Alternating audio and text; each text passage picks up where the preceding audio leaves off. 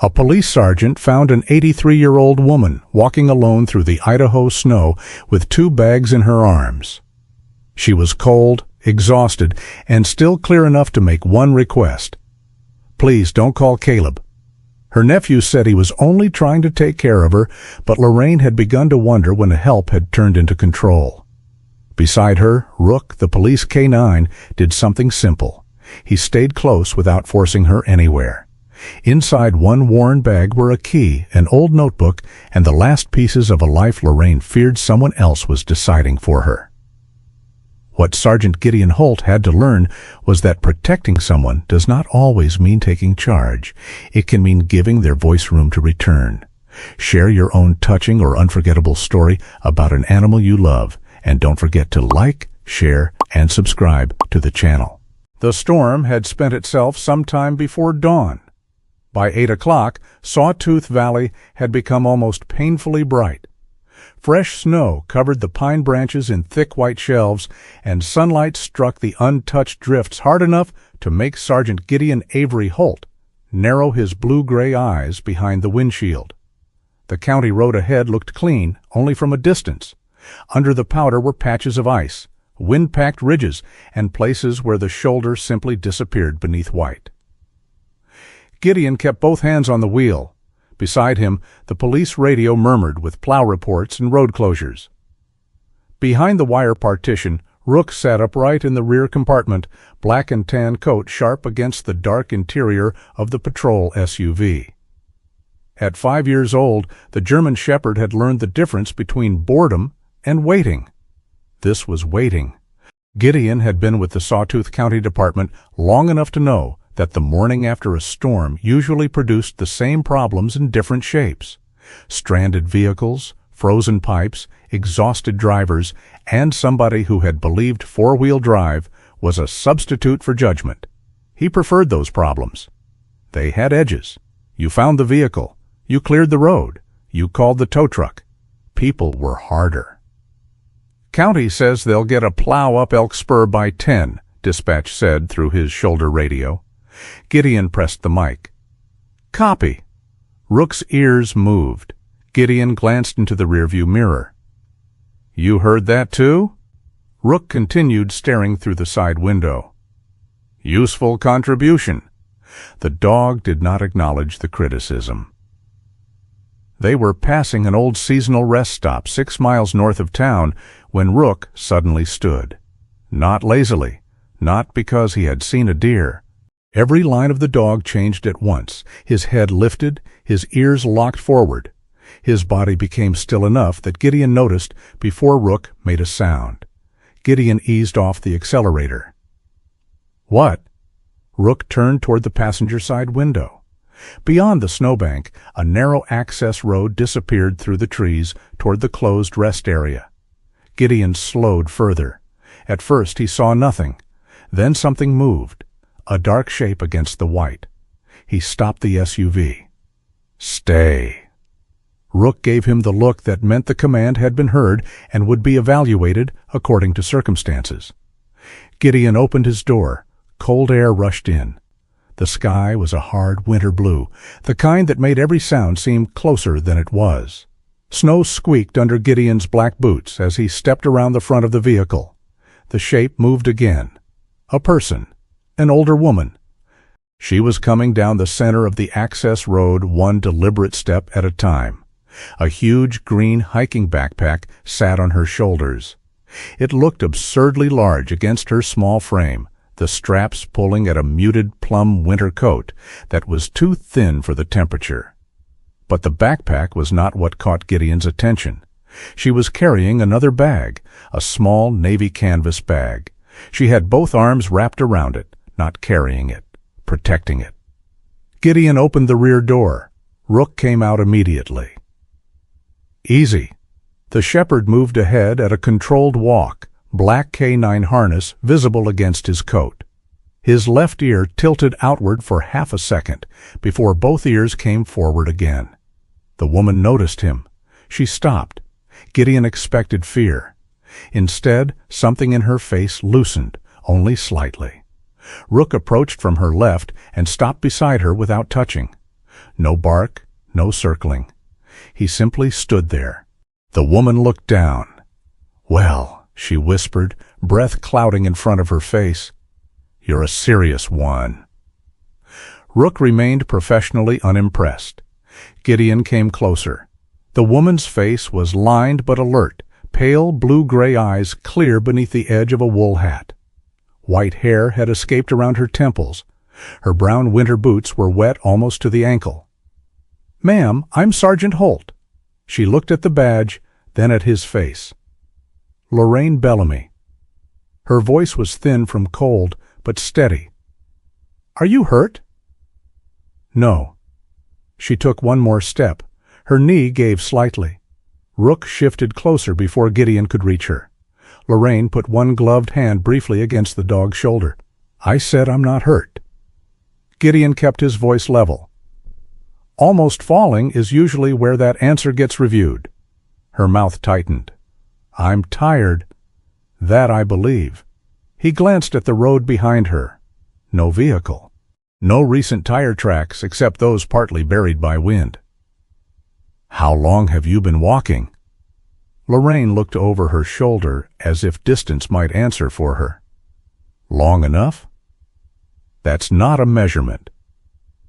"It's the one I have." There was enough dry humor in the response to make Gideon look at her more carefully. He had dealt with confused people before. Lorraine did not sound confused. Cold, exhausted, guarded, yes. But when Gideon asked where she was, she gave the county road number. When he asked the date, she gave it correctly. When he asked where she had come from, she named a house near the old mill road east of town.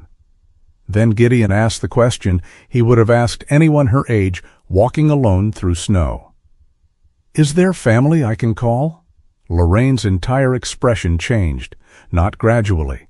Her eyes snapped to his. Her arms tightened around the navy bag. "Please, don't call Caleb." Rook turned his head toward her. Gideon did not reach for his radio. "Who's Caleb?" "My nephew."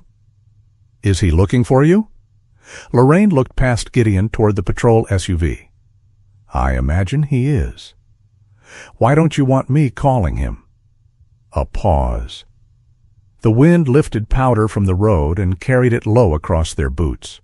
Lorraine stared at the bag against her chest. "He says he takes care of me." Her fingers tightened around the canvas. Then she looked back at Gideon. "That isn't the same as asking what I want." The sentence landed harder than its volume deserved. Gideon felt an old memory move somewhere behind his ribs. Not the same situation, not even close.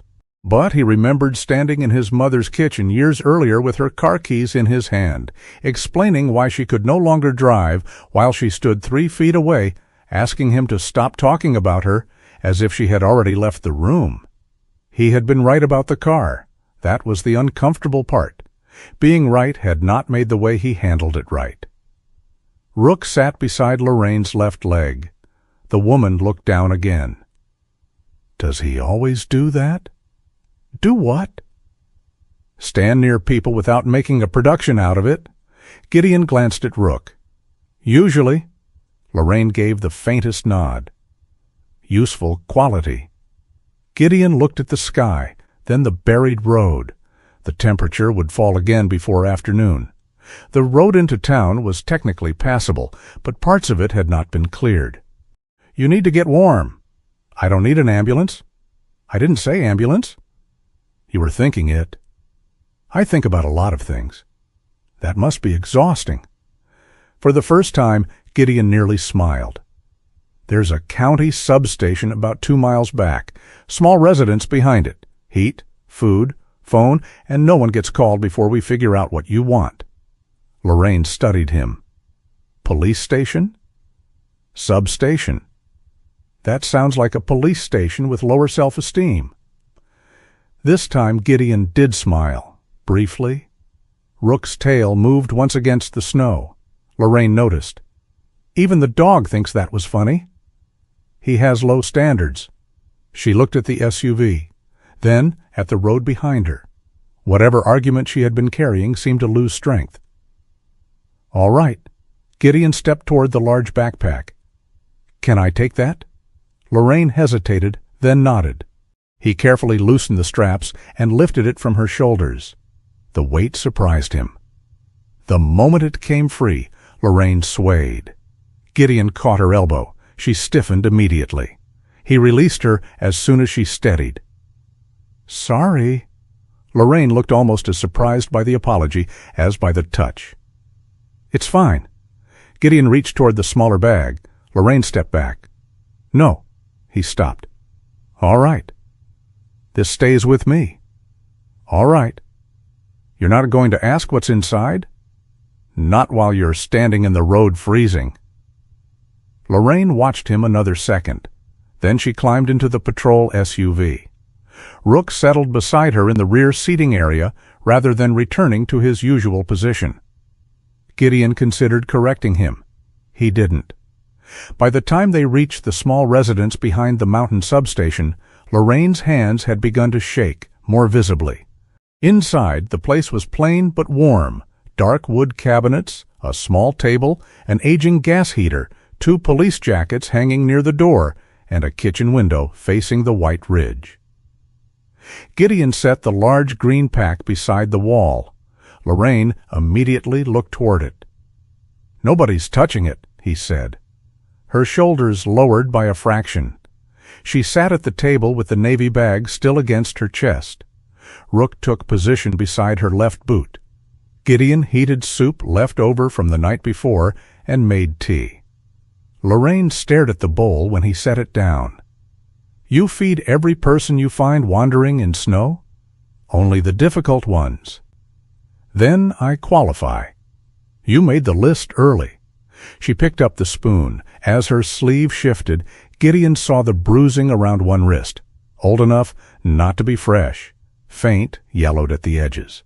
He noticed the absence of a purse, no wallet on the table, no phone. When Lorraine finally opened one outside pocket of the large backpack, looking for dry socks, Gideon saw only a few folded bills.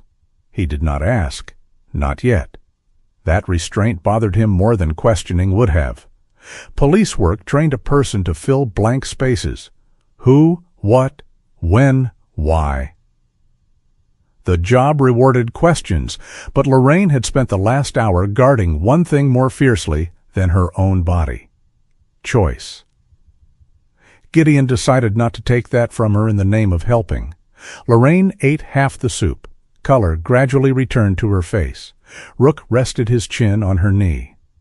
For several minutes, nobody spoke. Then Lorraine lowered her eyes to the navy bag. There's a key in here. Gideon remained by the counter. And Arthur's notebook. Arthur? My husband. Her expression changed when she said the name. Grief did not leave her face. It reorganized it. He died almost 3 years ago. I'm sorry, Lorraine nodded. People say that because there's nothing better. Usually. Arthur hated useless sentences. Sounds efficient. He wasn't? That almost smile appeared again, then disappeared. Lorraine placed one hand flat over the bag. If Caleb gets this, Arthur's last promise disappears. Gideon straightened slightly. What promise? The landline rang. Both of them looked toward the wall. Gideon did not move. Very few people knew the substation's direct number. The phone rang again. Rook lifted his head. Third ring. Lorraine's fingers tightened around the bag. Fourth. The answering machine clicked on. Gideon's recorded voice filled the room. Sergeant Holt, leave your name and number. A beep. Then a man spoke. His voice was controlled, polished, almost warm. Sergeant Holt, my name is Caleb Bellamy. I believe my aunt is with you. Lorraine stopped breathing for one beat. Rook stood. Caleb continued. She's confused. She left home carrying things she doesn't understand. Gideon watched Lorraine. She stared at the phone. Please don't let her leave with those bags. The machine clicked off. Silence returned. Outside the window, sunlight poured across the snow so brightly that the valley looked clean enough to contain no secrets at all. Gideon looked at Lorraine. Lorraine slowly looked back. For the first time that morning, Gideon understood that the storm she had walked through might have been the simpler thing she was trying to escape. For several seconds after the answering machine went quiet, nobody in the room moved. The heater clicked. Snow slid from the roof in a soft rush. Rook remained standing beside Lorraine's chair, but Gideon noticed something different in the dog's posture now. Rook was not watching the telephone. He was watching Lorraine. Her hands had tightened around the navy canvas bag until the fabric wrinkled between her fingers. Gideon walked to the wall phone and unplugged the answering machine. Lorraine looked up. "You're not calling him?" "No." "You heard what he said." "I did." "He'll expect you to." "That sounds like his problem." For the first time since Caleb's voice had entered the room, Lorraine's shoulders dropped slightly. Gideon returned to the counter. "I need to be clear about something. If there's an emergency, or if I learn something that requires me to act, I'll act. But I'm not calling your nephew just because he tells me to."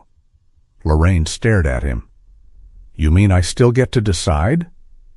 The question bothered Gideon more than the bruising on her wrist had, not because of what it asked, because of how genuinely uncertain she sounded.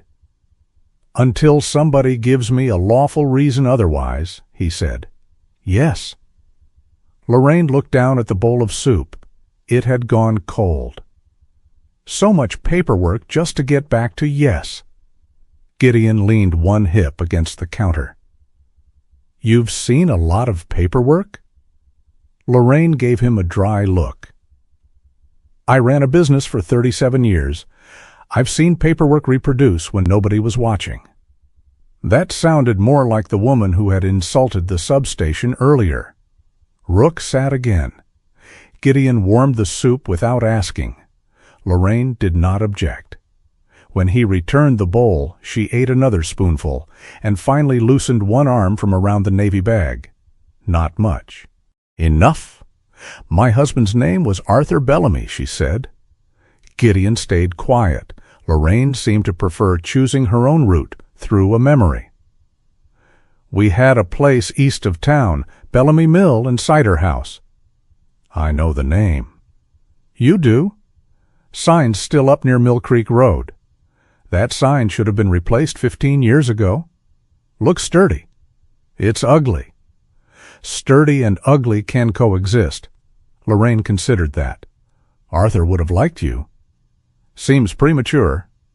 "He liked difficult men." Rook's ears moved. Lorraine glanced at the dog. "And apparently difficult dogs." Rook remained expressionless. A little warmth entered her face. Bellamy Mill, she explained, had started with one old press Arthur bought from an orchard that was closing. He rebuilt it in a rented shed. Lorraine handled invoices on a folding card table because the office floor had not been installed yet. By their 5th year, they had a proper press room. By their 10th, tourists stopped deliberately because somebody had written about Arthur's cider in a regional magazine. By their 20th, nobody could remember which one of them had first suggested turning the place into a business. "Arthur claimed it was his idea," Lorraine said. "And yours?" "I kept the first loan application." Gideon almost smiled. "That seems decisive." "It was notarized." She ate another spoonful. The cadence of her voice changed as she talked about the mill. The hesitation remained, but it no longer controlled the conversation.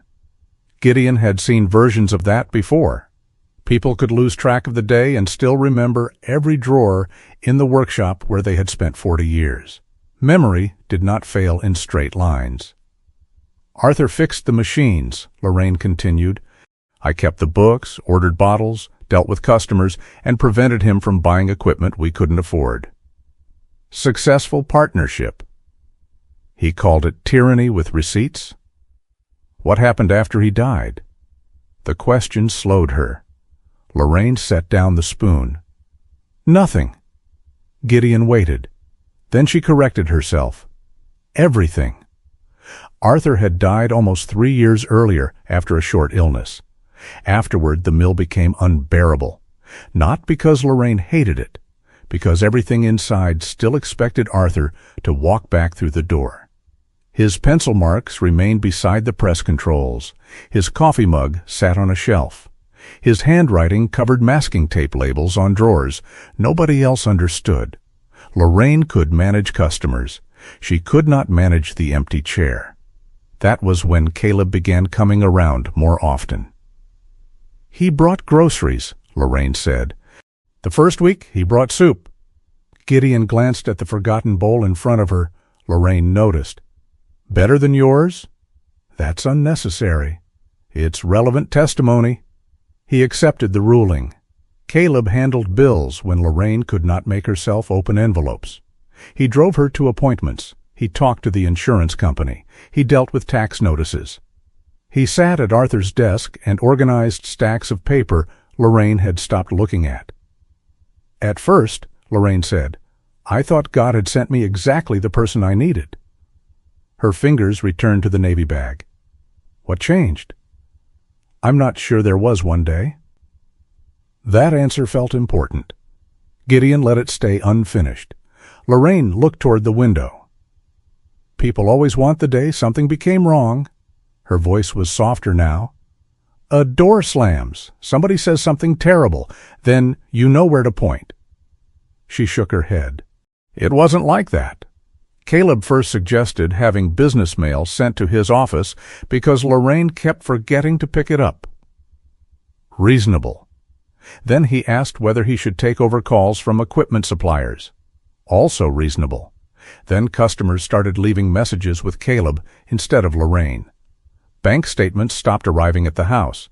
Appointments appeared on her calendar that she did not remember making. When Lorraine asked about them, Caleb always had an answer, usually a good one. "You were tired. You asked me to handle it." "We discussed this already." Lorraine rubbed one thumb slowly across the canvas bag. "The trouble with a reasonable answer," she said, "is that after enough of them, you start wondering whether your own question was unreasonable." Gideon looked away. That sentence belonged to more places than this kitchen. His phone lay face down on the counter. He knew there was still an unread message from Marshall. He did not need to check. He had memorized it after one glance. "Storm looks bad up there. You got heat?" 4 words that meant almost nothing. 4 words Gideon had spent 3 hours refusing to answer. Lorraine noticed his eyes move toward the phone. She did not ask. That restraint made him like her more than he intended. "Did Caleb ever prevent you from seeing anyone?" "No." "Take your phone?" "No." "Threaten you?" Lorraine's face tightened. "No." Gideon nodded. He was careful not to look disappointed by the answers. He was not building a case. Not yet. Lorraine seemed to understand that. "He didn't have to lock a door," she said. "He just kept becoming the person standing in it." That was different, and somehow worse in a quieter way. Gideon pulled out the chair opposite her. "Tell me about the bag." Lorraine's hand went still. For the first time that morning, she did not immediately clutch it tighter. She simply looked at it. "There's a brass key inside." "To the mill?" "Yes." "And Arthur's notebook?" "Yes." "What kind of notebook?" "Blue cover, cheap thing. He bought 6 at a time from the office supply store because he believed expensive notebooks made people afraid to write badly." Gideon nodded. "What's in it?" "Machine notes, cider ratios, names, repairs, things he wanted done." Her gaze drifted. Maybe things he wanted remembered. Gideon did not ask to see it. Lorraine waited.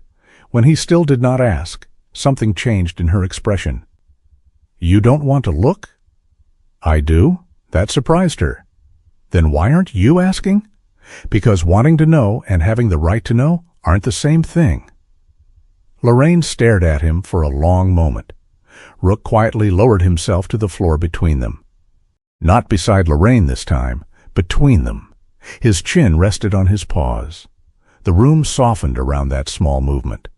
Lorraine looked at the dog, then back at Gideon. Arthur used to say trust shouldn't be given to people who demand it quickly. Smart man. He also tried to repair a tractor with kitchen forks. Less smart. He contained multitudes. A laugh escaped her. Small, but real. Then Lorraine finally set the navy bag on the table. Not away from herself. Not toward Gideon. Simply between them. It was the first time he had seen her release it completely. The fabric stayed compressed for a few seconds before slowly returning to shape. Gideon did not move. Lorraine looked at her empty hands. They seemed to frighten her. She immediately placed one palm on top of the bag, but she did not pick it back up.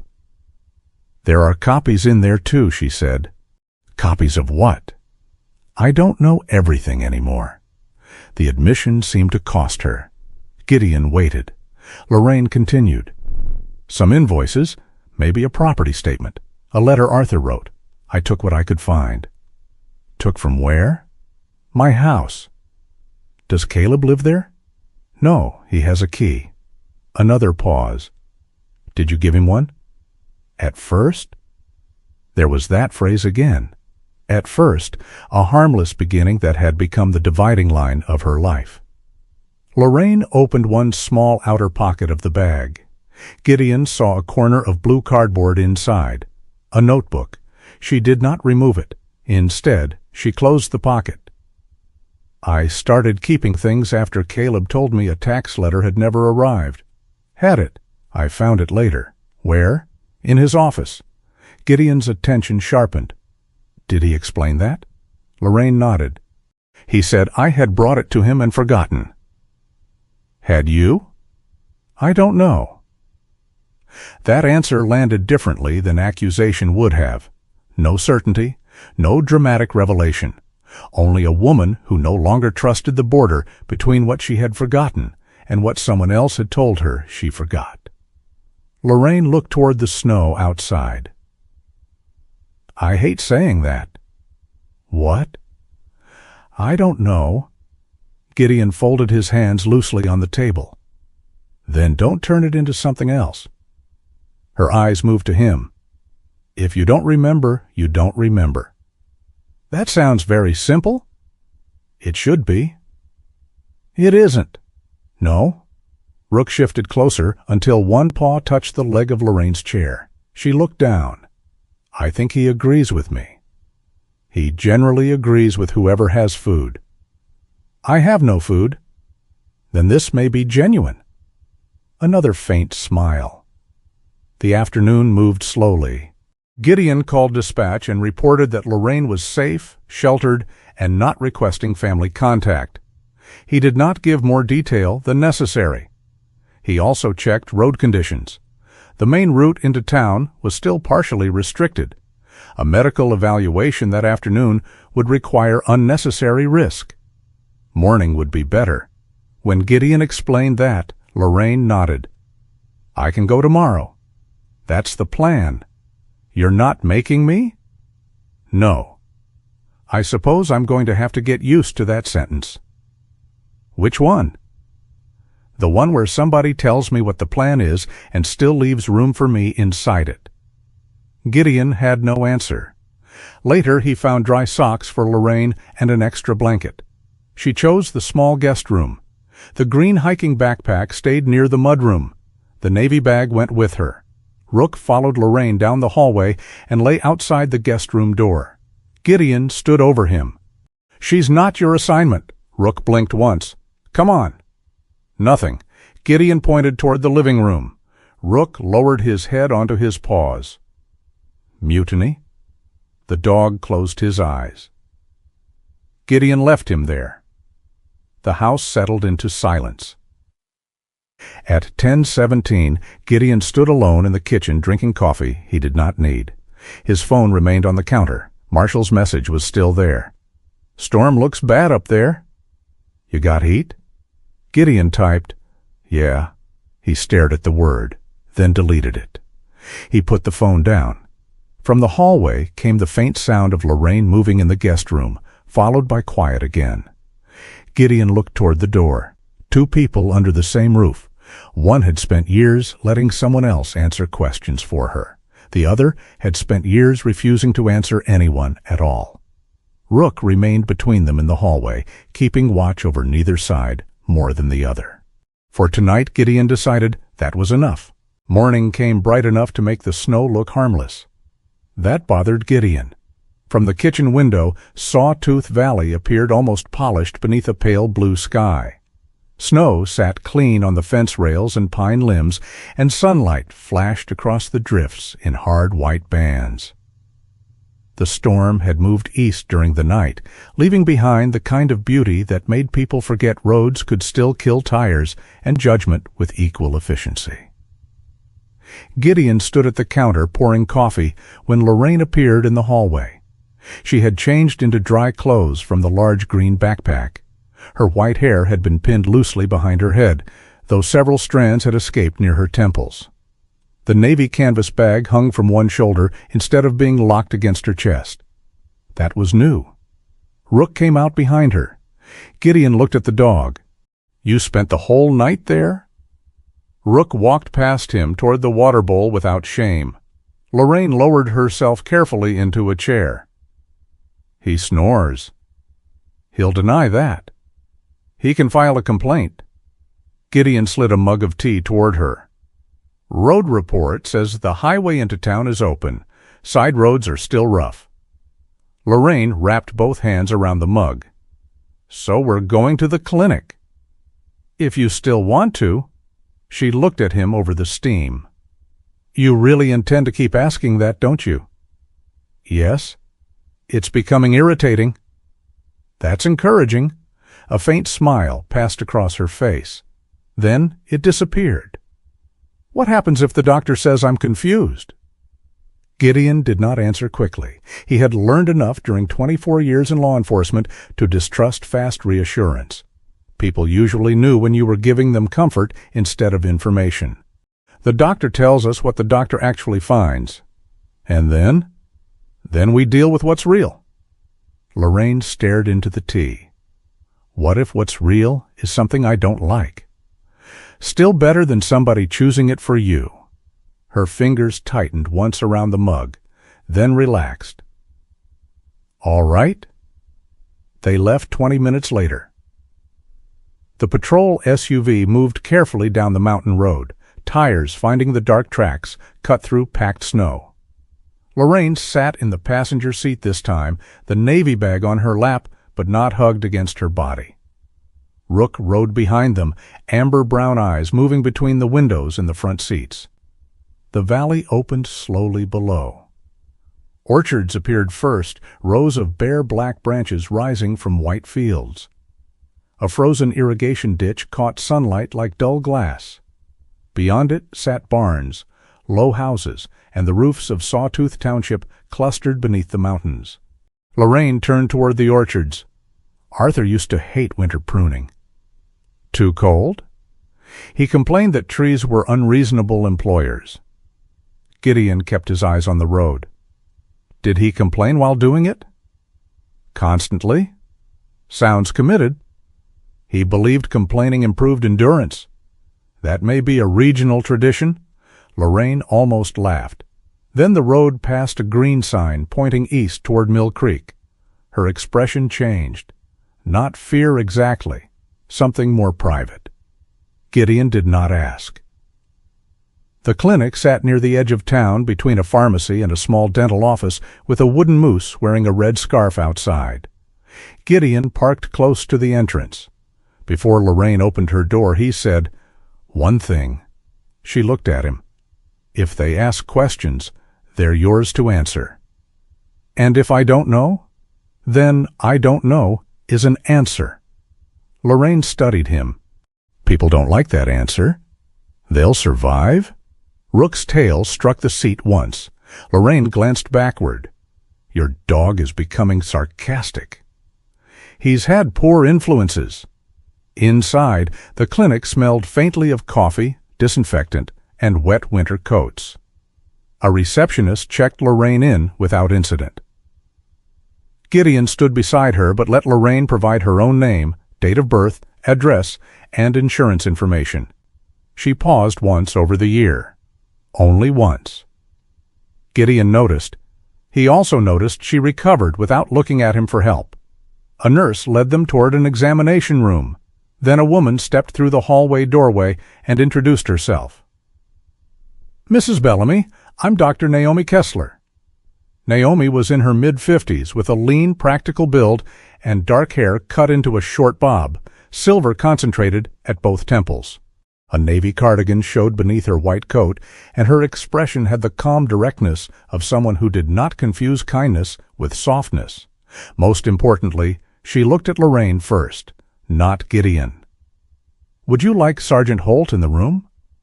Lorraine blinked. The question seemed to catch her unprepared. "Yes." Naomi nodded. "And the dog?" Lorraine looked at Rook. "Yes." "Then the dog stays too, assuming he doesn't diagnose anyone." Gideon said, "He overbills." Naomi glanced at him. "Then he'll fit right in." Lorraine laughed before she could stop herself. The sound followed them into the room. Naomi did not rush the exam. She explained the blood pressure cuff before placing it around Lorraine's arm. She asked permission before examining the bruising near her wrist. She checked hydration, circulation, temperature, and balance. When she asked about food, Lorraine admitted meals had become irregular. When she asked about sleep, Lorraine said, "Poorly." "Recent change?" "No, recent honesty." Naomi wrote that down with a small smile. Then came the questions Lorraine had clearly been expecting. Day, month, location, recent events, medication, appointments. Lorraine answered most. She hesitated over the exact date Arthur had last been admitted to the hospital. "I know the month," she said. "That's fine," Naomi replied. "I should know the day." "Why?" Lorraine looked offended by the question. "Because I was there." Naomi set the tablet down. Remembering somebody doesn't require remembering every date associated with losing them. Lorraine went still. Gideon watched the sentence settle. It did not comfort her immediately. That made it feel more useful. Naomi continued with several basic cognitive questions and then shifted direction. "Mrs.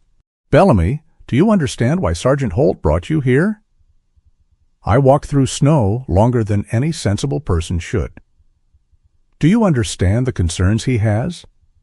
"Yes." "And do you understand that some memory changes can make certain decisions harder?" Lorraine looked at her hands. "Yes." Naomi waited. Then she asked, "Do you feel safe with your nephew?" The room changed. Rook raised his head. Lorraine looked toward the small navy bag sitting beside her chair. Gideon resisted the urge to speak. Naomi did not repeat the question. That mattered. Lorraine's fingers moved against the edge of the examination table. "I don't want him called." Naomi nodded. "That's clear." No interpretation, no lecture, just acknowledgement. Lorraine looked up. "He's listed as my emergency contact." "We can note that you are declining contact with him today." "Can you do that?" "Yes." Another pause. Lorraine's expression became almost suspicious. "You're making this sound very simple." Naomi leaned back slightly. "Some parts are simple, some parts aren't. Your medical record is not a family voting booth." Something changed in Lorraine's face. Gideon had seen fear leave people before. Usually it happened after danger passed. This was different. The danger had not passed, but a boundary had appeared. A nurse entered several minutes later holding a tablet. "Dr. Kessler, the emergency contact for Mrs. Bellamy, is Caleb Bellamy. Do you want me to verify her medication list with him?" Lorraine stiffened. Naomi turned toward the nurse. "No. Mrs. Bellamy has declined contact with Mr. Bellamy for now. Please document that." The nurse nodded immediately. "Of course." No argument, no drama. She left. Lorraine stared at the closed door. That was it? Naomi looked at her. That was what? You said no. Yes. And she listened. Naomi's expression softened. She should. Lorraine lowered her eyes. Rook rose and moved closer, settling beside the examination table. Gideon watched Lorraine's hand drift down until her fingertips rested lightly against the shepherd's upright ear. Not gripping, just touching. The clinic phone rang in the hallway. Once, twice. Footsteps moved past the door. Then the nurse returned. This time her expression was different. Dr. Kessler. Naomi stepped into the hall. The door remained partly open. Gideon heard only fragments. Asking for information. Family member? Then Naomi's voice, calm and unmistakable. No, I'll take the call. Lorraine looked at Gideon. Neither needed to ask who it was. Naomi picked up the wall phone near the nurse's station. Dr. Kessler speaking. A pause. No, Mr. Bellamy. I cannot discuss a patient's medical information without appropriate consent. Lorraine closed her eyes. Gideon watched her breathing change. No, Naomi continued. Being listed as an emergency contact does not automatically mean I can disregard the patient's expressed wishes in this situation. Another pause. I understand that you are concerned. Longer this time. If you believe there is an immediate safety issue, there are appropriate channels available to you. Naomi's voice remained level. No, I'm not going to debate this over the phone. She hung up. Lorraine opened her eyes. He found me? The words were barely audible. Gideon shook his head. He found the clinic. She looked at him. That's not the same thing. No.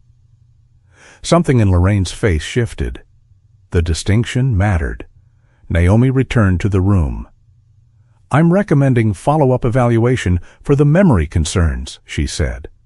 But today, I'm not seeing a reason to treat you as though you cannot communicate your own wishes. Lorraine absorbed that carefully. Naomi continued.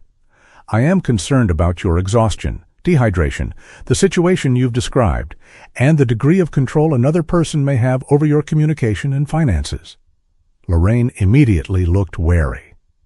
What happens now? I'd like you to consider talking with Adult Protective Services. The reaction was instant. No. Naomi did not argue. Lorraine gripped the edge of the seat. No facilities, no one packing my house, no one deciding I belong somewhere because I'm 83. Mrs. Bellamy. I know what those words mean. Naomi waited until Lorraine stopped. Then she said, They don't mean what you just described. Lorraine frowned. They can provide guidance. They can document concerns. They can help you understand options. And if I say no? Then unless circumstances change in a way that creates different legal obligations, we continue talking about what you want. Lorraine looked from Naomi to Gideon. Gideon said nothing. That was the point. Finally, Lorraine looked down at Rook. I'll think about it. Naomi nodded. That's enough for today. Outside, the sunlight had strengthened. Snowmelt ticked steadily from the clinic roof. Gideon helped Lorraine into the SUV, then walked around to the driver's side. Before he climbed in, Lorraine spoke. Sergeant, he paused. There's something else. Gideon waited. Caleb told me the mill was losing money.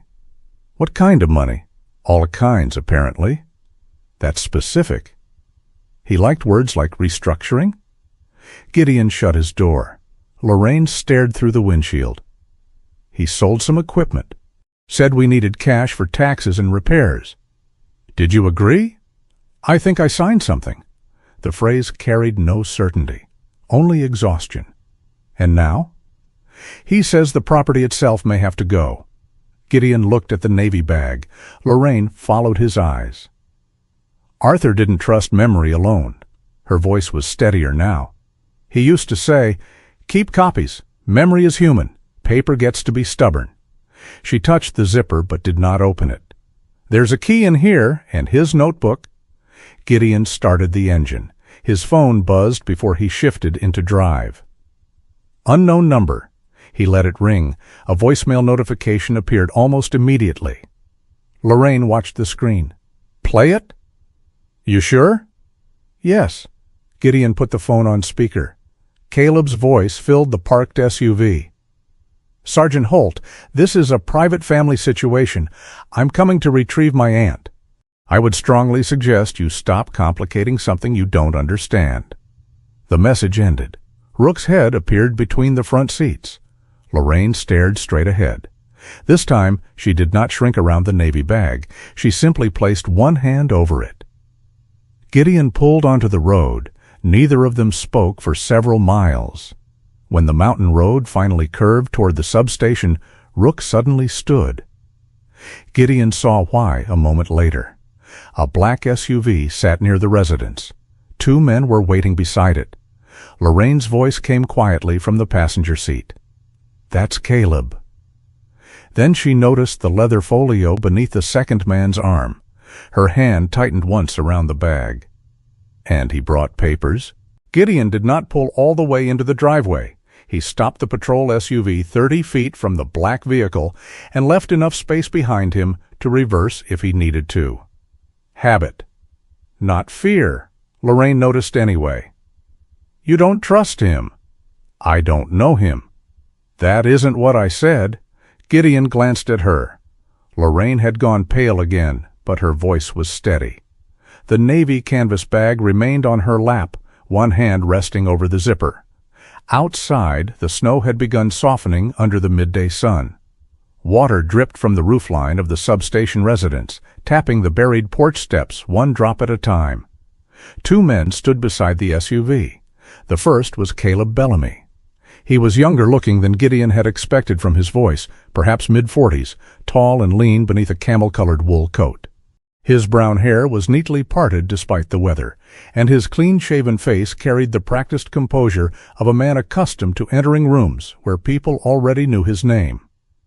The second man held a slim black legal folio against his side. He was older, early 50s, with gray threaded through carefully cut brown hair and dark-framed glasses. His charcoal overcoat was practical enough for winter, but expensive enough not to have seen much manual labor. Gideon shut off the engine. Rook stood in the rear compartment. "Stay." This time the dog obeyed. For the moment, Caleb took 2 steps forward as Gideon got out. "Sergeant Holt." Gideon closed the door. "Mr. Bellamy." Caleb looked past him toward the passenger side. Relief appeared on his face. It looked convincing. Maybe some of it was. "Thank God." Lorraine flinched inside the vehicle. Gideon saw it through the glass. Caleb saw only the outline of her. "I've been worried sick," Caleb continued. "She walked out before dawn. No phone, no proper coat. Nobody knew where she was."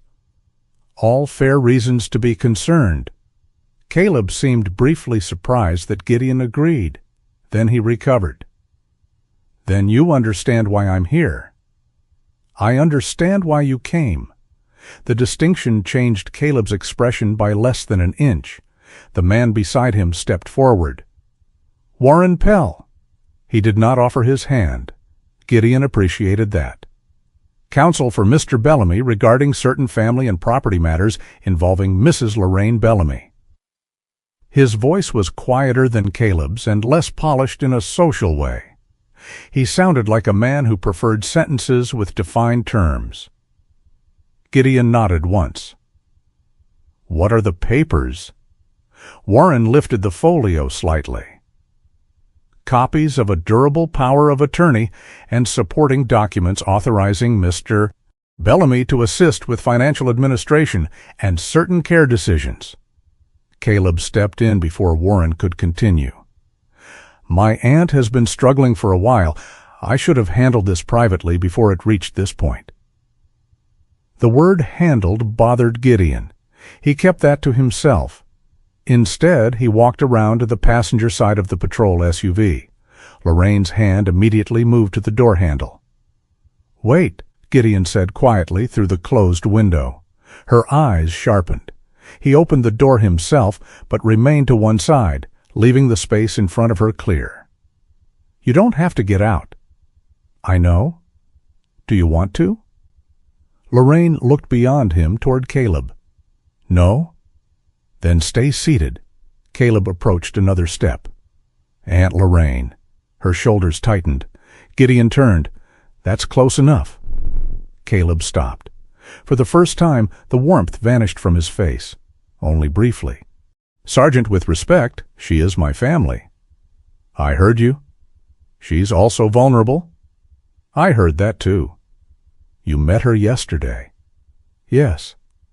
I've been taking care of her for almost 3 years." Gideon looked back at Lorraine. Then he asked her, clearly enough for everyone to hear, "Mrs. Bellamy, do you want to leave with Caleb?" Lorraine swallowed. "No." Warren's eyes shifted toward her. Caleb exhaled slowly. "Aunt Lorraine, you're exhausted." Gideon did not look at him. "Do you want him coming closer?" Lorraine's fingers pressed into the navy bag. "No." Gideon straightened. "You heard her." Caleb's voice remained controlled. "This is exactly the problem." Gideon finally faced him. "What problem?" "She doesn't understand the situation." Lorraine spoke from the vehicle. "I understand that I don't want to go with you." Caleb closed his eyes for 1 second. Not anger, frustration, maybe grief, maybe both. "That's not what I mean." "Then say what you mean," Lorraine replied. For a moment, nobody did. Snowmelt tapped the hood of the patrol SUV. Warren adjusted his grip on the folio. Caleb lowered his voice. "The mill is in financial trouble. Your health has been unstable. There are bills, maintenance costs, insurance problems. You have forgotten appointments. You have misplaced documents." Lorraine's face tightened. "I have forgotten things." "Yes?" "I have not forgotten being told I already agreed to things I wanted to read." That changed Warren, not dramatically. His chin lifted slightly. Gideon noticed. Caleb noticed too. "Aunt Lorraine, we've been over this." "No?" She looked down at the bag, then back at him. "You've told me we've been over it." The difference sat between them. Caleb took a breath through his nose. Gideon felt the old instinct arrive, the urge to end uncertainty. Separate the parties. Establish authority. Move the scene forward. It was the instinct that made police work possible. It was also the instinct that could ruin this. Warren opened the folio. "Sergeant Holt, perhaps it would help if you reviewed the documents." Gideon looked at the papers, then at Lorraine. "No?" Warren's eyebrows rose. "I'm sorry? I'm not deciding this in my driveway." Caleb's composure cracked by one narrow line. "These documents matter." "I assume they do?" "Then read them. Later, with the right people involved." Caleb stared at him. Gideon continued. "Right now, I have an adult woman telling me she doesn't want to leave with you. And I have legal authority to assist her." "Maybe." The word landed badly. Warren spoke before Caleb could. "He's correct that the scope may require context." Caleb turned toward him. "Warren, I said may." That was the first moment Gideon understood Warren Pell was not simply decoration. Caleb stepped away from the SUV and rubbed one gloved hand along his jaw. Then he looked back at Gideon. "You know how this appears?" Gideon said nothing. Caleb gestured toward the residence, the patrol vehicle, Rook visible through the rear window. "A 40-year-old police sergeant has taken in an elderly woman with documented memory problems, isolated her from family, refused to return calls, and is now preventing her caregiver from speaking with her." There it was, not a threat exactly, a version, a story assembled from facts arranged to point in one direction. Gideon felt heat move through his chest despite the cold. Rook saw it. The shepherd rose inside the vehicle. Gideon did not move. Caleb continued, "I'm trying to solve this quietly." Gideon looked at Lorraine. She was watching him. Not Caleb. Him. That mattered more than the accusation. Gideon reached for his shoulder radio. Caleb's eyes narrowed. "What are you doing?" "Making it less quiet." He keyed the mic. "Dispatch Holt?" The answer came immediately. "Go ahead. Request a county unit to the Sawtooth substation residence. Welfare and family dispute. No immediate physical threat. Adult female stating she does not wish to leave with family member present. Legal documents involved." He released the mic. Caleb stared at him. "You called another officer?" "I called documentation." Warren looked down at the snow. Something that might have been approval passed briefly across his face. Caleb gave a humorless laugh. "This is unnecessary." "Then it should be easy." Gideon opened the rear door. Rook jumped down. The dog did not charge. He moved to Gideon's left side and stopped. Caleb looked at the black K9 harness. "That dog doesn't need to be involved." "He's standing." "He's intimidating." "He's still standing." Lorraine opened the passenger door wider. Gideon stepped aside. She placed one boot on the running board, then stopped. Rook immediately shifted toward her. Not between her and Caleb. To her left, the same place he had chosen on the road. Lorraine looked down at him. Then she climbed out. Her knees looked uncertain for 1 second. She steadied herself without taking Gideon's hand. Caleb's voice softened. "Aunt Lorraine, come on, let's go home." Lorraine looked at the house, then at Caleb. "I'm not going with you." "Please stop making this harder." That sentence did something to her, not fear, weariness. "You keep saying that when you mean easier for you." Caleb's jaw tightened. A county SUV appeared 25 minutes later, chains clicking against the packed road. Deputy Celeste Monroe stepped out wearing a dark weatherproof sheriff's jacket over her tan uniform shirt. She was compact, athletic, with dark blonde hair pulled low beneath a knit cap and a small black field notebook already in one hand. She took in the scene without drama. Gideon near the patrol vehicle, Lorraine beside Rook, Caleb near the SUV, Warren with the folio. "Who requested the unit?" "I did," Gideon said. Celeste looked at him only long enough to acknowledge it. Then she turned to Lorraine. "Mrs. Bellamy?" Lorraine nodded. "I'm Deputy Monroe. I'd like to speak with you privately, if that's okay with you." Caleb stepped forward. "She has documented cognitive issues." Celeste turned her head. "I asked Mrs. Bellamy." Caleb stopped. It was not the volume that did it. It was the complete absence of argument in Celeste's voice. Lorraine looked toward the residence. "Can Rook stay near the door?" Celeste glanced at Gideon. "If Sergeant Holt keeps him outside the room." Lorraine nodded. "Yes." Inside, Celeste used the small front room. Gideon stayed in the kitchen. Rook lay in the hallway outside the partly closed door. Caleb and Warren remained on the porch. For 23 minutes, Gideon heard almost nothing. A chair move, Celeste's voice once, too quiet to make out. Lorraine answering. Then silence. Gideon's phone vibrated. Marshall again. This time there was no message, just a missed call. Gideon stared at the screen. He thought about calling back. Then the front room door opened. Lorraine came out first. She still carried the navy bag. But she was walking without looking toward Gideon for instruction. Rook stood. Celeste followed. Outside, Caleb straightened immediately. Celeste faced him. "Mrs. Bellamy has stated clearly that she does not wish to leave with you at this time."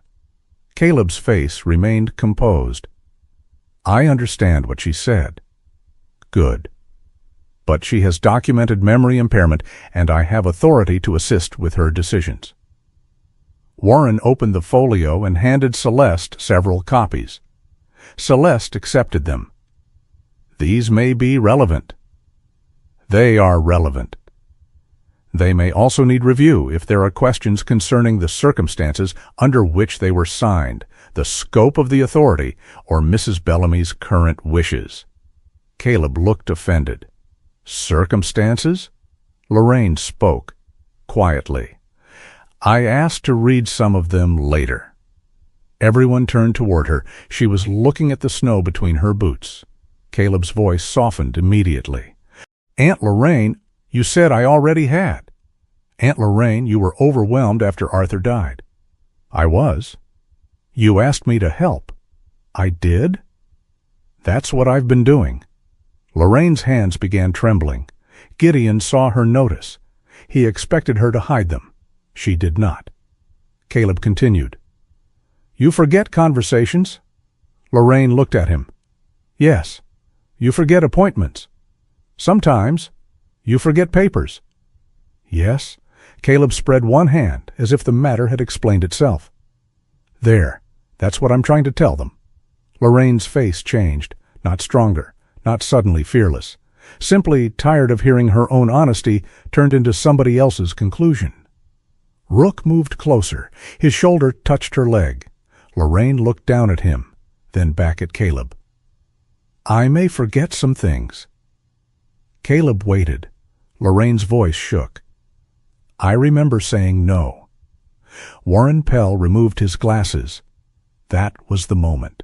Not because Lorraine had produced evidence, not because Caleb had confessed to anything, because Warren looked at his own client differently. Only for a second. But Gideon saw it. So did Celeste. Caleb saw it last. His expression hardened. "This conversation is finished." "For today," Celeste said. Caleb looked at her. "That's what I said." "No," Celeste replied. "It isn't." She wrote something in her notebook. "Today is being documented. Mrs. Bellamy has expressed that she does not want to leave with you. Dr. Kessler's office has documented her wishes regarding contact. If you want the authority in these papers reviewed or enforced, there are proper channels." Caleb stared at Gideon. "You think this makes you the good guy?" Gideon did not answer. The question had nothing to do with Lorraine. Warren closed the folio. "Caleb." "One word. Enough." They turned toward the SUV. Before opening the driver's door, Caleb looked back at Lorraine. His face had lost its professional warmth, but what remained was not simple cruelty. There was hurt there, possession, fear, anger, maybe even love distorted by too much authority. "You don't understand what you're about to lose." Lorraine did not answer. The black SUV reversed down the driveway. Its tires cut dark tracks through the snow and disappeared behind the trees. For several seconds, nobody moved. Then Lorraine's knees softened. Gideon stepped forward and stopped himself.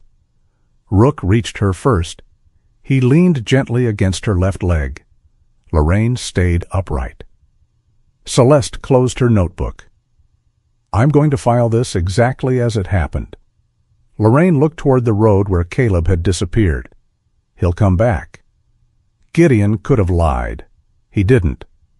Probably. Her hand moved over the navy bag, then loosened. Celeste nodded toward the house. "Next time, we make sure there are more people at the table before anyone decides what those papers mean."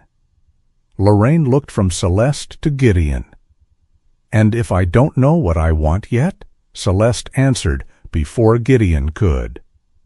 "Then nobody gets to turn 'I don't know yet' into 'yes'?" Lorraine stood very still. Above them, sunlight slipped from behind a cloud and struck the snow-covered ridge. For the first time since Caleb arrived, she looked away from the road, toward the valley. Somewhere beyond those white hills sat Bellamy Mill. And whatever Caleb believed she was about to lose, Lorraine was beginning to understand that losing something and surrendering it were not the same thing. Teresa Caldwell arrived at the substation residence the next morning carrying a canvas satchel, a paper cup of coffee, and no visible sense of urgency. Gideon noticed that first. Most people who entered a situation already labeled elder concern arrived with a posture that seemed to announce assessment before conversation. Teresa did not. She was 49 with warm brown skin, dark curls streaked lightly with silver and tied low behind her neck, and round wire-frame glasses, fogged from the cold. A forest green wool coat hung open over a cream blouse and muted cardigan. When Lorraine opened the door, Teresa did not look past her toward Gideon. "Mrs. Bellamy?" "Yes." "I'm Teresa Caldwell. I work with the county's Adult Protective Services team." Lorraine's hand tightened on the door. Teresa noticed. "I'm not here to move you anywhere." That stopped Lorraine. Teresa lifted her coffee slightly. "I'm mostly here to ask annoying questions." Lorraine looked at Gideon. "Apparently that's a county requirement." Gideon said, "I've been trying to get it changed." Rook, lying near the heater, thumped his tail once. Teresa glanced down. "And this must be Rook." The German Shepherd raised his head, amber brown eyes assessing her. "He's less talkative," Lorraine said. "Promising." They sat at the kitchen table. Teresa asked where Lorraine wanted Gideon. That surprised her. Again. Lorraine looked toward the counter. "He can stay." "And Rook?" Lorraine glanced down. "He already decided." Rook was beside her left chair leg. Teresa accepted the arrangement. She opened a legal pad. But instead of asking about Caleb, she said, "What apple makes the best cider?" Lorraine frowned. "That depends." Teresa smiled. "Good. I was hoping it wasn't easy." "For drinking fresh?" "Sure. Macintosh is too soft alone. Honeycrisp gets too proud of itself. Jonathan has better manners." Gideon looked over from the coffee maker. Lorraine pointed at him.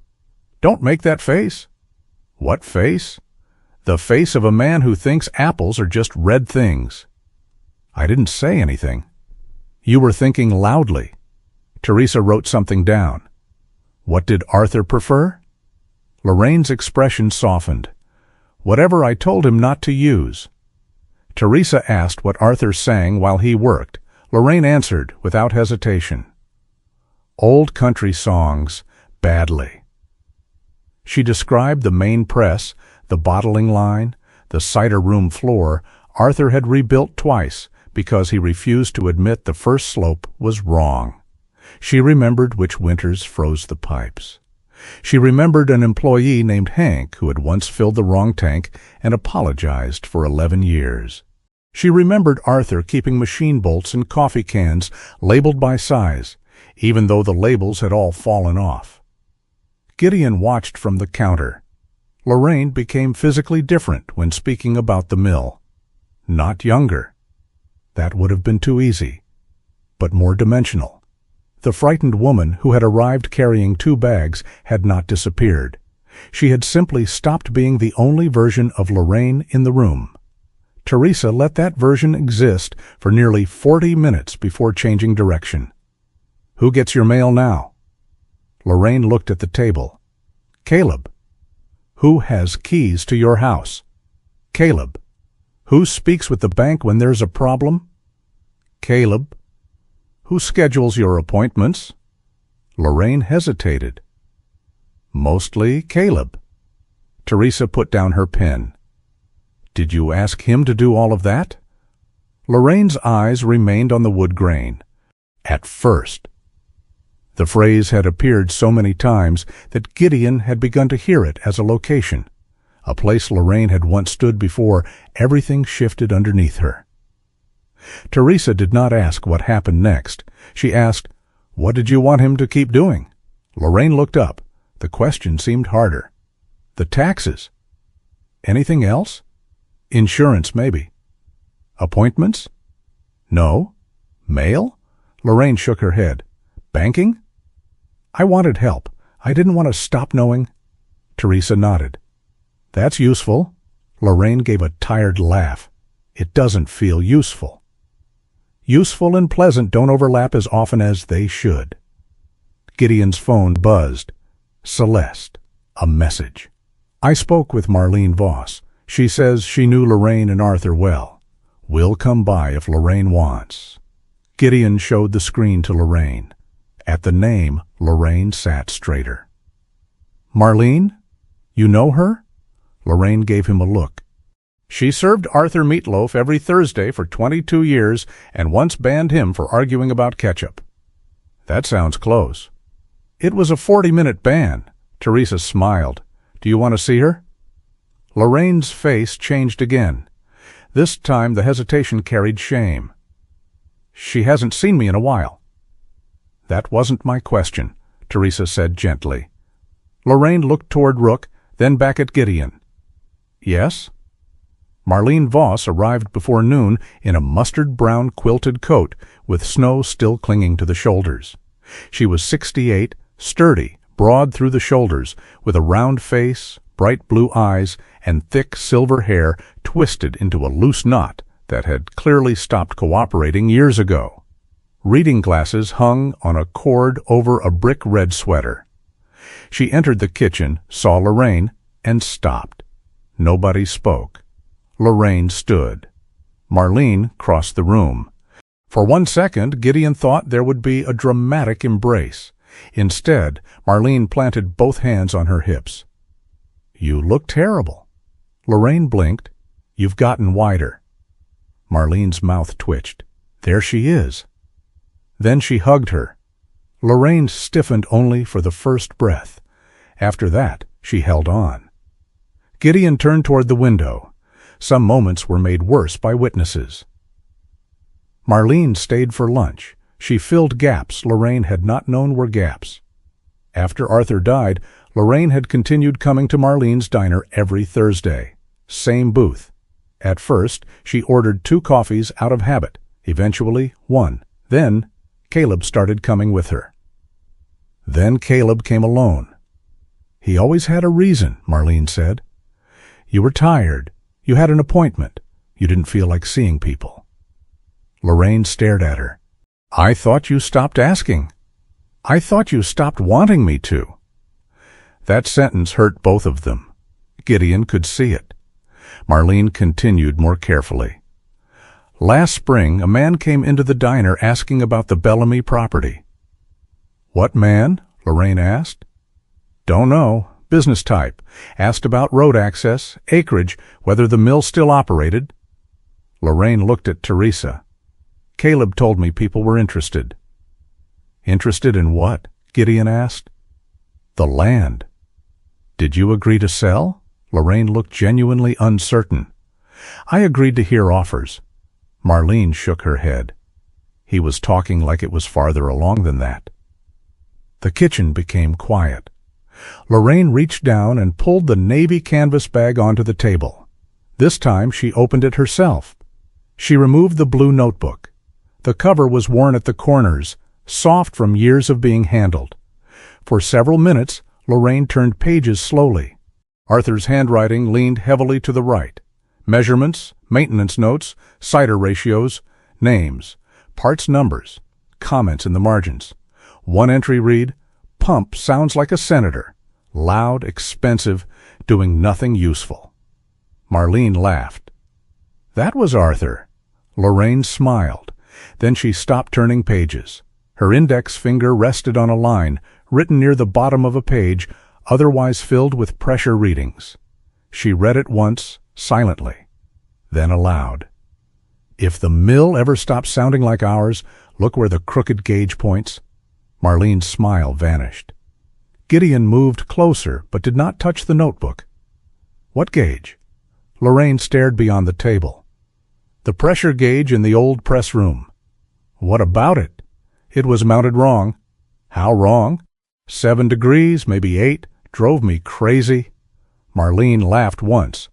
Arthur refused to straighten it. Lorraine looked at her. He said anything crooked long enough becomes invisible. Something moved through her expression, memory finding a shape. The needle never pointed exactly where the marking said. Teresa leaned forward. Was there something behind it? I don't know. Lorraine closed the notebook, but she did not look frightened. She looked angry with herself for not remembering sooner. Teresa saw that too. Not remembering sooner doesn't make the memory less useful now. Lorraine exhaled. Gideon said, "We don't go there because of a sentence in a notebook." Lorraine looked at him sharply. He continued, "We figure out who needs to be involved first." She leaned back, then nodded. That afternoon brought Elliot Crane. He arrived in an old dark green sedan that looked permanently disappointed by winter. At 61, Elliot was narrow-framed, silver-haired, and dressed in a brown tweed jacket beneath an olive overcoat. Rectangular glasses sat low on his nose, and he carried a battered leather document case that had probably outlived several younger attorneys. Celeste had referred him as an independent attorney willing to review Lorraine's documents before anyone took further action. Elliot introduced himself to Lorraine, then added, "I have no interest in telling you what you should want." Lorraine raised an eyebrow. Unusual profession for that attitude. "I've disappointed colleagues." He examined only the copies Lorraine authorized him to see. No theatrics, no instant revelation. After 40 minutes, Elliot removed his glasses.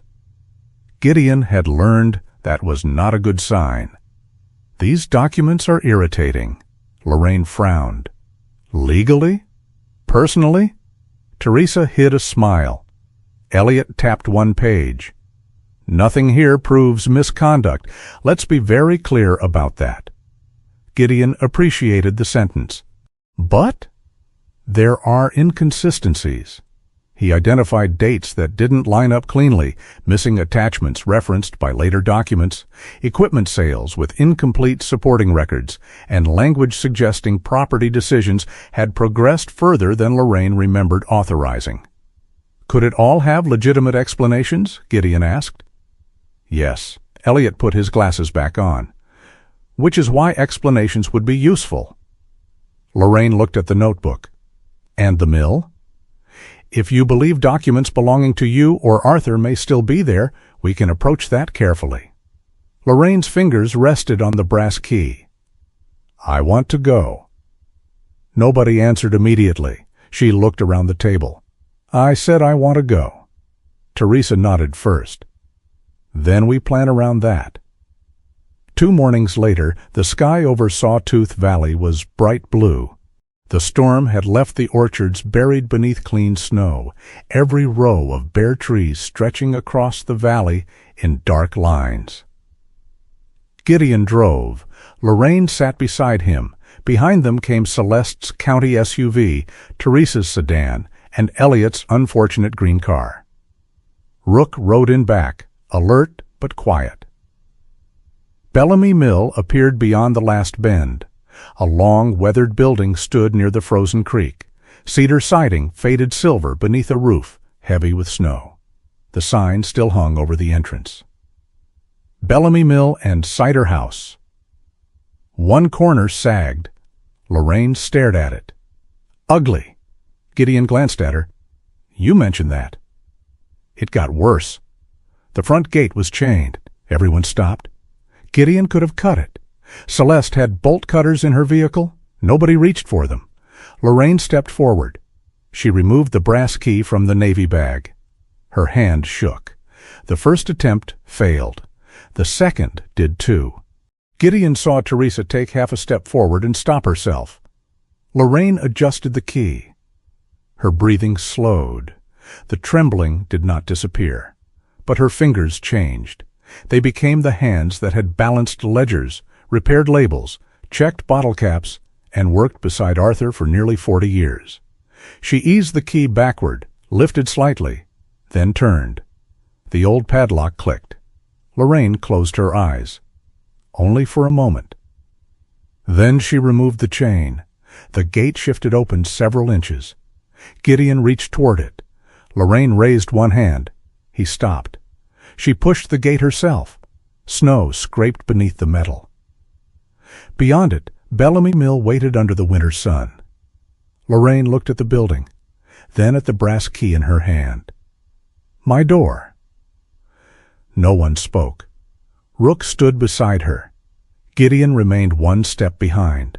So did Celeste. So did Teresa. So did Elliot. And when Lorraine finally walked through the gate, nobody entered before her. Bellamy Mill smelled like dust, old apples, machine oil, and winter. Lorraine stopped just inside the main room. For a moment, no one behind her moved. The mill had not been abandoned in the dramatic way Gideon had expected. Nothing had collapsed. No windows were shattered. No machinery lay broken across the floor. That almost made it worse. The place looked paused. A row of capped sample bottles still stood on a shelf behind the old tasting counter. Handwritten recipe cards remained pinned beneath a strip of corkboard, the ink faded but readable. A wooden stool leaned beneath a workbench. One of Arthur's old canvas aprons hung from a nail, stiff with age. Lorraine looked at it. Her lips parted. No sound came out. Gideon stayed one step behind her. Rook stood at her left side, but did not press against her. Teresa and Celeste waited near the entrance, while Elliot set his leather case on the tasting counter and surveyed the room with the wary expression of a man who trusted paper more when he knew where it had been sleeping. Lorraine finally walked forward. Her boots made small sounds against the concrete floor. "That chair," she said. Gideon looked toward a wooden chair near the old press controls. "Arthur?" Lorraine nodded. "He insisted it was good for his back." "It looks like it was designed by someone who disliked backs. He repaired machinery. Furniture remained outside his moral responsibility." Her voice was soft, but the humor survived. She continued deeper into the mill. Every few steps, something called her back into herself. A bottle rack, a brass scoop, a chalkboard showing an old cider blend. Jonathan, 40. Wine sap, 30. Golden Delicious, 20. Ask Lorraine, 10. Lorraine stopped in front of it. He thought that was funny. Teresa smiled. "Was it?" "No." Marlene would have laughed. The thought crossed Gideon's mind before he realized how quickly these people had begun to occupy places in his head. Lorraine touched the edge of the board. "He left the 10% because he changed things without telling me." "Did it work?" Gideon asked. "No." She looked at him. "I always noticed." Then she turned toward the press room. The crooked gauge was still mounted above the old hydraulic system. It was smaller than Gideon had imagined. A round, brass-rimmed pressure gauge, its face yellowed by decades, bolted to a pipe assembly at an angle just wrong enough to irritate anyone who cared about symmetry. Lorraine pointed. "There." Elliot leaned closer, but did not touch anything. The note said to look where it points. Gideon studied the gauge. At rest, the needle sat slightly below zero.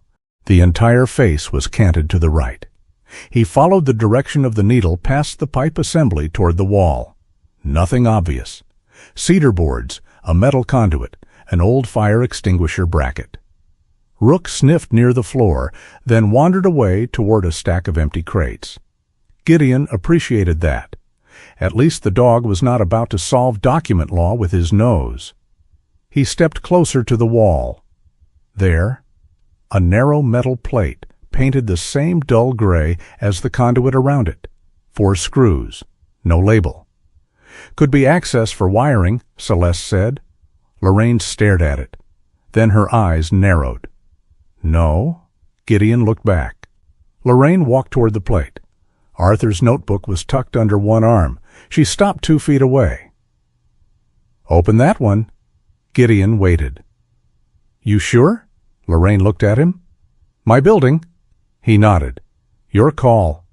Celeste took out her phone. Before anything moves, let me photograph it. She documented the gauge, the wall, the plate, and the surrounding room. Only then did Gideon remove a screwdriver from a maintenance drawer Lorraine directed him toward. Third drawer. He opened the second. That's 2. I can count. You opened 2. He shut it. Lorraine pointed. Third. Inside were screwdrivers arranged by size in an old coffee tin. Gideon looked at her. She raised one eyebrow. Memory is strange, Sergeant. I'm learning. He removed the plate.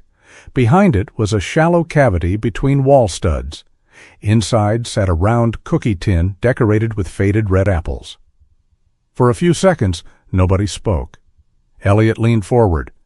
That is either important or somebody had an unusually secretive relationship with baked goods. Lorraine let out a startled breath that became something close to a laugh. Arthur hated that tin. Why keep it? He said nobody respects Christmas cookies in March. Celeste photographed the tin in place.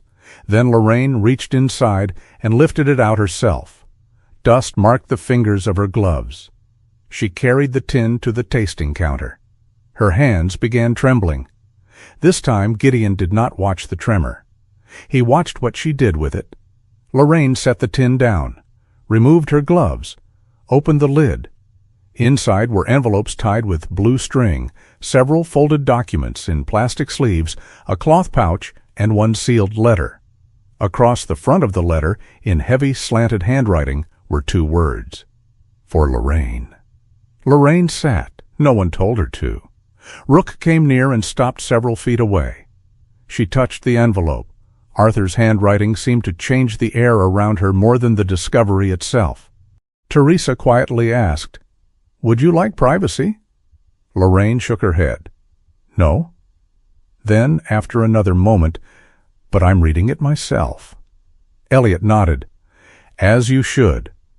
Lorraine opened the envelope. The letter was several pages long. She read silently.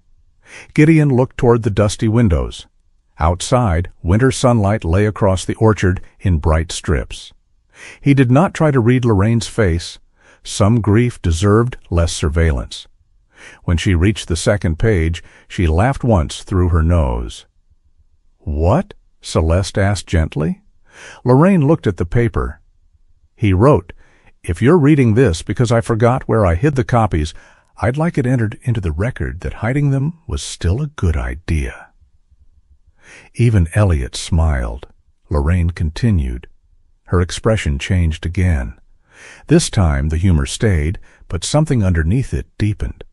Finally she lowered the pages. "He didn't know about Caleb." Nobody answered.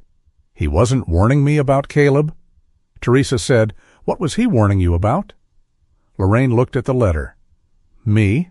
Her eyes filled, but remained steady. "He said I trusted people past the point where trust was useful." She glanced toward the old press. "He said that was one of the reasons he loved me, and one of the reasons I drove him crazy." A small smile appeared. "He wrote that grief would make everything sound urgent. Bills, lawyers, family, people with good intentions." Lorraine's thumb moved along the paper. "He said I didn't need to stop trusting people." Her voice thinned. "Just keep copies until I could hear myself think again." Gideon looked at the tin. That mattered more than any accusation Arthur could have left. Arthur had not predicted a villain. He had prepared for vulnerability. Elliot asked permission to examine the remaining documents. Lorraine nodded. He worked slowly.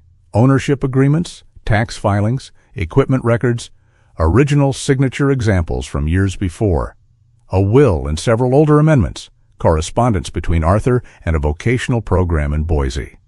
One folder described a long-term plan to use a portion of Bellamy Mill's profits to fund trade instruction in machine repair, orchard maintenance, bottling, and bookkeeping. Lorraine stared at that one. "I forgot this." Teresa said nothing. Lorraine touched the folder. "Not all of it. I remembered talking about classes." Elliot looked up.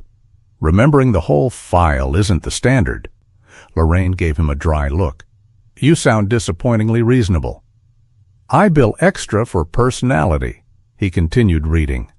After 20 minutes, he removed his glasses. Gideon had learned to dislike that gesture. What? Elliot laid 2 documents side by side. One of these is an older partnership schedule. He tapped the second. This appears to have been referenced in a later transfer packet. Lorraine leaned closer. And? The later packet describes ownership authority more broadly than this older agreement appears to support. Celeste asked, Meaning? Meaning I need more documents before I use stronger words. That was Elliot, always putting a fence around certainty. But this matters? Gideon asked. Yes. He pulled another page forward. And these signature samples matter. Lorraine's mouth tightened. Mine? Yours and Arthur's. Elliot looked toward the tin. I would like copies made immediately. Celeste nodded. I can document chain of custody for what we photograph here. Teresa asked Lorraine, What do you want kept with you? Lorraine looked at Arthur's letter. This. She held it against her chest. Not the navy bag. The letter. Gideon noticed. Then tires crunched outside. Rook's head came up, not alarm. Attention! Celeste moved toward the window. A black SUV had stopped near the gate. Behind it came a silver pickup. Lorraine did not need to look twice. Caleb. Gideon saw Warren climb out of the passenger side of the SUV. The third man emerged from the pickup. He was broad through the chest, maybe late 40s, wearing a tailored gray parka and expensive winter boots already dusted with snow. He looked around the orchard slowly, measuring distance, frontage, buildings. A buyer's look. Elliot saw it, too. That would be interesting. Caleb crossed the yard quickly. He stopped outside the open mill door. His face changed when he saw the group. Lorraine at the counter, Celeste with her notebook, Teresa beside the documents, Elliot standing over the open tin, Gideon near the press, Rook beside Lorraine. What have you done? Lorraine's hand moved to the brass key. She held it where he could see. I opened my own door. Caleb stepped closer. Rook shifted 1 pace, not forward, across. His body aligned subtly between Lorraine and the doorway. Caleb stopped. Warren entered more slowly. His eyes went directly to the documents. Those weren't in the packet? Elliot looked at him. What packet? Caleb answered first. Old records, irrelevant records. Warren did not look at him. May I see copies? Lorraine glanced at Elliot. Elliot said, Only if Mrs. Bellamy approves. Lorraine thought for a moment. Copies. Celeste handed over photographs and duplicates already made. Warren read, his expression altered page by page. The man from the silver pickup remained near the doorway. Finally, Gideon asked, And you are? Dean Calder. The man removed 1 glove and gave Gideon a restrained nod. I represent a development group considering the property. Lorraine looked at him. Considering? Calder looked toward Caleb. My understanding was that preliminary authority existed to move toward sale. Lorraine's face went still. I never agreed to a sale. Caleb spoke immediately. You agreed we needed to explore options. That is not the same sentence. Warren removed his glasses. Caleb turned toward him. Warren? The lawyer looked at the documents again. The packet I reviewed was incomplete. Caleb's voice sharpened. Those documents weren't relevant. Warren finally looked at him. That wasn't your decision to make. Silence, not victory, not yet. But something had shifted. Calder closed the folder he had brought. I'm suspending our interest until ownership and authority are clarified. Caleb stared at him. You came all this way. And I can drive back. Calder nodded politely to Lorraine. "Mrs. Bellamy." Then he left, the silver pickup back through the gate. Caleb watched it go. When he turned around, the businesslike calm was gone. "After everything I did for you?" Lorraine did not answer immediately. Her fingers trembled around Arthur's letter. "You brought food when Arthur died." Caleb's face softened. "You paid bills when I couldn't look at them." He nodded. "You helped me." For 1 second, relief entered his expression. Lorraine continued. "Then you stopped handing my life back." Caleb went still. "You answered the phone." "Aunt Lorraine." "Then the mail." "You were missing notices." "Then the equipment." "We needed liquidity." "And then people asked you questions while I was sitting right there." Caleb's jaw worked. "I was protecting you from things you couldn't manage." Lorraine looked at him. "I may have needed your hands." Her voice shook. No one interrupted. "I never gave you my voice." Caleb's face emptied. Not defeated. Wounded. That made the moment harder. Warren closed his folio. "I'm not proceeding with any additional transfer work until these records are reviewed." Caleb looked at him. "You work for me." "I work within the documents I'm given." Celeste stepped in before the exchange could grow. "These materials will be documented. Any existing authority can be reviewed through the appropriate process," Elliot added, "and I'll be requesting that no transfer move forward until that review occurs." No one celebrated. There was still too much they did not know. Caleb looked at Lorraine one last time, then he walked out. Warren followed more slowly. At the threshold, he paused. "I should have asked for the older records." Lorraine did not rescue him from the admission. Warren left. The yard grew quiet again. Rook stood beside Lorraine. Gideon watched her hands. They were still trembling, but she did not reach for the dog. She did not grip the bag. She held Arthur's letter in one hand and the brass key in the other. Both belonged to her. For now, that was enough. 2 weeks later, the snow had settled into something quieter. It still covered Sawtooth Valley in broad white fields, but the violence had gone out of it. Roof lines appeared again. Fence posts emerged. Roads stayed open for whole days at a time. Nothing about Lorraine Bellamy's situation was finished. Elliot Crane made sure nobody used that word carelessly. "The review is moving," he told her one afternoon at Gideon's kitchen table. "Moving is not the same thing as finished." Lorraine sat with the navy canvas bag open beside her instead of in her lap. Inside lay Arthur's blue notebook, the brass key, several copied documents, and the folded letter from the mill. "What exactly is moving?" she asked. Elliot adjusted his rectangular glasses. "Caleb's authority has been temporarily restricted while the documents are examined. The proposed property transfer is not moving forward. Several prior transactions are being reviewed. Warren has provided additional material." "Is Caleb in trouble?" Elliot considered the question before answering. "Possibly." Lorraine gave him a look. "That's a lawyer's favorite word. It keeps us from decorating uncertainty." Teresa Caldwell smiled into her coffee.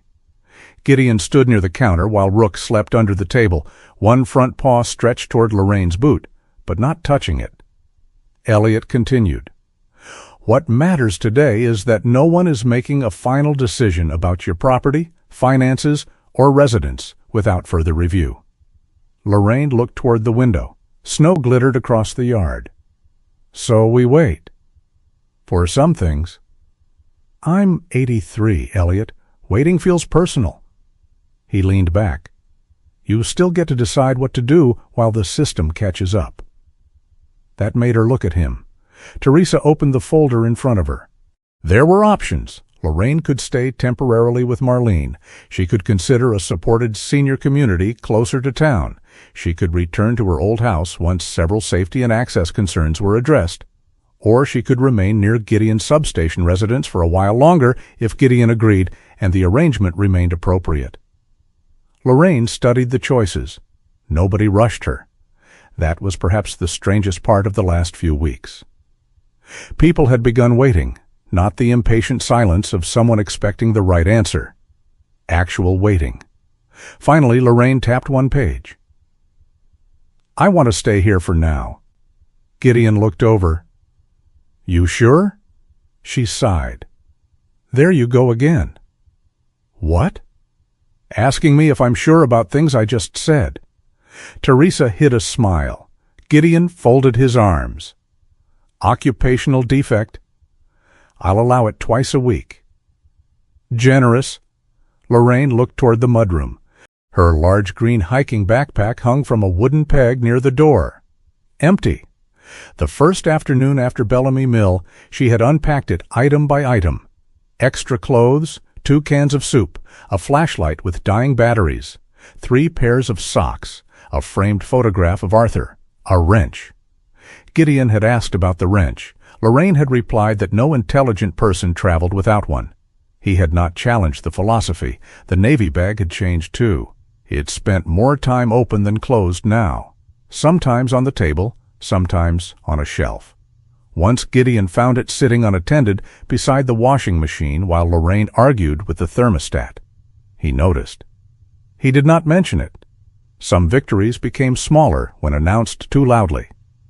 That evening, Gideon's phone buzzed while he was scraping ice from the back steps.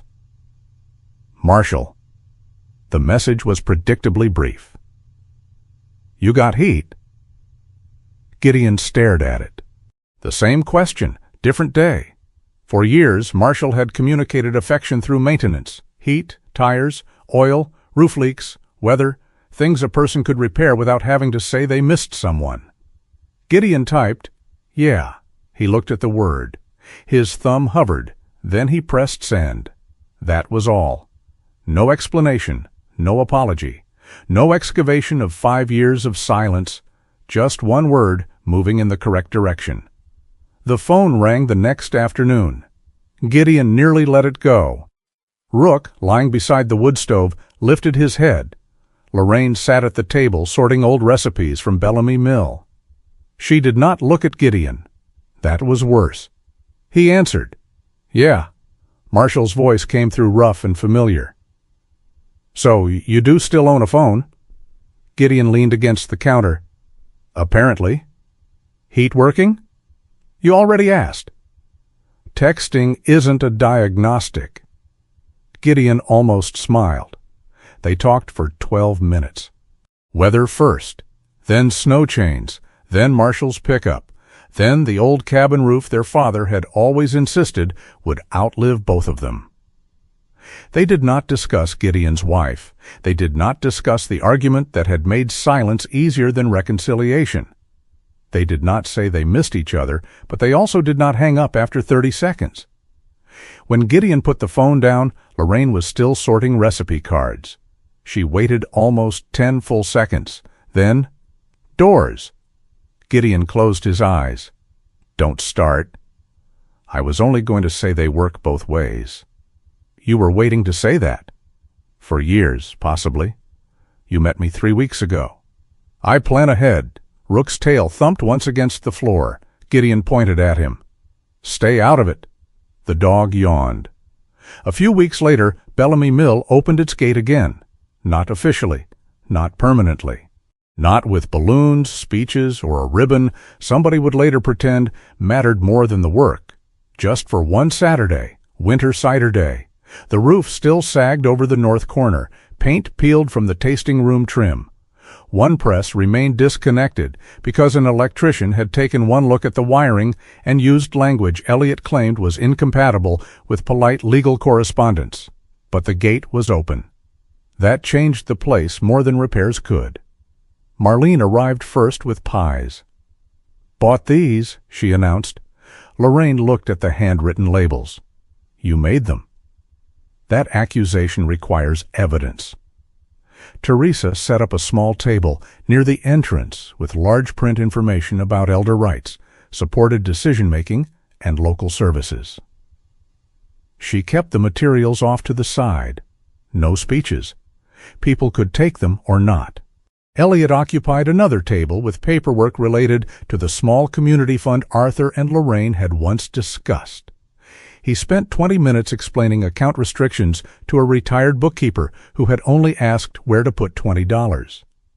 Marlene finally shouted from across the room, "Elliot, let the woman donate before she dies of procedure. I am protecting the integrity of the fund." "You're protecting her from lunch?" Lorraine laughed behind the cider counter. That sound still made Gideon stop sometimes, not because it was rare anymore, because it wasn't. Rook lay nearby with his black working collar on and no tactical harness. Children and older volunteers had been instructed not to feed him without permission. Rook considered that rule evidence of institutional decline. Lorraine supervised the first batch of winter cider. She corrected the cinnamon, then corrected it again. Arthur's recipe card sat under a clear cover beside the pot. "Too much clove," she told Marlene. "You said that last time." "I was right last time." "You were unbearable last time." Consistency matters. People moved through the mill around them. Some had known Arthur. Some had only heard stories. A retired mechanic volunteered to inspect the old press. 2 former orchard workers argued over pruning schedules. Someone brought folding chairs. Someone else repaired the loose step outside without asking for recognition. The first donations went into the training fund. Not enough to change anyone's life yet. Enough to begin. Gideon was carrying a wooden crate toward the storage room when an old pickup turned through the gate. He stopped. The truck was dark blue beneath winter road salt, with a dent over the rear wheel and an engine note Gideon recognized before the driver stepped out. Marshal Holt closed the door. He was 51, shorter than Gideon, but broader through the middle, built like a man who had spent most of his life lifting things because asking for help took too long. His short brown-gray hair showed beneath a gray knit cap, and a close salt-and-pepper beard made his face look older than Gideon remembered. In one hand, he carried an old red metal toolbox, the same one their father had owned. For a moment, the brothers stood 20 feet apart. There were years between them. Neither seemed to know what to do with those years in public. Marshall lifted the toolbox slightly. "Heard you got things that need fixing." Gideon looked at the sagging trim, the stubborn press, a shelf hanging crooked near the cider counter, then back at his brother. "A few?" Marshall nodded. No hug, no apology, no dramatic crossing of distance. He simply walked toward the mill. When he passed Gideon, he said, "Start with the shelf?" Gideon picked up the crate. "Press room first." "Of course you'd pick the expensive problem. You came with tools. Clearly a mistake." They went inside together. Lorraine watched them. She did not say doors. Gideon appreciated the restraint. Mostly. By late afternoon, the sun had dropped low enough to turn the snow along the fence line gold. The crowd had thinned. Steam still rose from the last cider pot. Marshall and Elliot were arguing about whether a shelf could legally be described as level if everyone agreed not to measure it. Marlene had begun packing pies. Lorraine stood outside near the fence. Gideon joined her. Rook lay in the snow between them, harness off, eyes half closed. For a while they watched the mill. Voices drifted through the open doorway. Someone laughed. A hammer struck wood twice. Then stopped. Gideon thought about the morning he had first seen Lorraine walking through snow beneath the weight of that enormous green backpack. Why did you carry both bags? Lorraine did not pretend she needed clarification. She looked toward the mill. I thought if I carried everything, nobody could take anything from me. Gideon rested his forearms on the fence. Did it work? She considered that seriously. No. A smile touched her mouth. It only made me tired. Rook stood. Lorraine reached down and ran one hand across the fur behind his ears. Not because she was shaking, not because Caleb was nearby, not because she needed to borrow the dog's steadiness, just because Rook had been there when she had needed it. Thank you, she told him. Rook accepted this with the dignity of a public servant whose compensation remained inadequate. Gideon's phone buzzed. He pulled it out. Marshall, from inside the mill. "Dinner Sunday. Bring the dog." Gideon looked through the doorway. Marshall was 10 yards away, pretending not to watch. Gideon typed, "We'll be there." He sent it immediately. No rereading, no deleting, no waiting until courage became something else. Lorraine had already begun walking back toward the mill. Rook watched her, for months, or perhaps for years, in the strange way dogs seem to understand wounds without calendars. He had positioned himself beside doors, between people, near trembling hands. Now Lorraine crossed the yard alone. Her steps were slower than they had once been. That did not make them uncertain. Rook looked at Gideon. Gideon nodded toward the mill. "Go on." The shepherd did not move.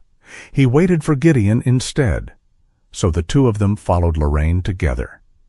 Inside the open doorway, warm light spread across the old floor. The large green backpack remained miles away, on its hook.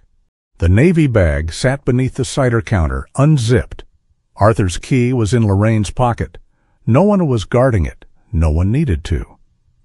The life ahead of Lorraine would not look exactly like the one she had lost. That was never the point. For the first time in a long while, the shape of whatever came next belonged to her. Sometimes the kindest thing we can do for someone is not to take control, but to make sure their voice still has a place in the room. Lorraine did not need someone to rebuild her life exactly as it had been. She needed people patient enough to ask what she wanted, brave enough to believe her, and humble enough to stand beside her without deciding everything for her. In everyday life, we may never face a situation like hers, but we all have chances to listen before assuming, to help without taking over, and to give someone the dignity of choosing their own next step. If this story stayed with you, share what it made you think about in the comments, and subscribe for more stories about loyalty, courage, and the quiet choices that can change a life. May you have the wisdom to know when to step forward, and the grace to know when simply standing beside someone is enough.